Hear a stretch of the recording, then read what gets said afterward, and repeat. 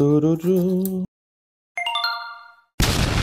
Εάν είσαι γονιός με παιδί μεταξύ 6 και 12 ετών, τότε σίγουρα λες αυτή τη δικαιολογία στον εαυτό σου πολύ περισσότερο από όσο νόμιζες. Ξέρεις ότι το παιδί σου περνάει πολύ περισσότερο χρόνο από όσο θα έπρεπε μπροστά σε κινητό ή tablet, καταναλώνοντας τυχαίο περιεχόμενο, είτε στο YouTube είτε στο TikTok. Επίσης, ξέρεις ότι αυτό είναι πολύ κακό για την εξέλιξή του και τον τρόπο που σκέφτεται. Ωστόσο, λες δικαιολογίες στον εαυτό σου του τύπου «Μα και οι φίλοι του έτσι κάνουν, θα μείνει απ' έξω» ή «Έτσι είναι τα παιδιά σήμερα» ή «Έλα μωρέ τώρα, κάτι βλέπει εκεί πέρα, άστε με και να απασχολείται» ή το καλύτερο «Μα έτσι θα μείνει ενημερωμένο με την τεχνολογία και το AI και το ChatGPT και τον προγραμματισμό και τα Minecraft και όλα».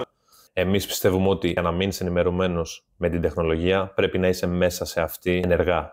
Δηλαδή όχι απλά απαθητικά καταναλώνοντας κάτι που έχουν φτιάξει άλλοι. Γι' αυτό το λόγο δημιουργήσαμε το πρώτο πρόγραμμα εκμάθησης προγραμματισμού και τεχνητής νοημοσύνης αποκλειστικά για παιδιά δημοτικού. Γράψτε μας στα σχόλια. Εσύ έχεις πει ποτέ μια τέτοια δικαιολογία στον εαυτό σου?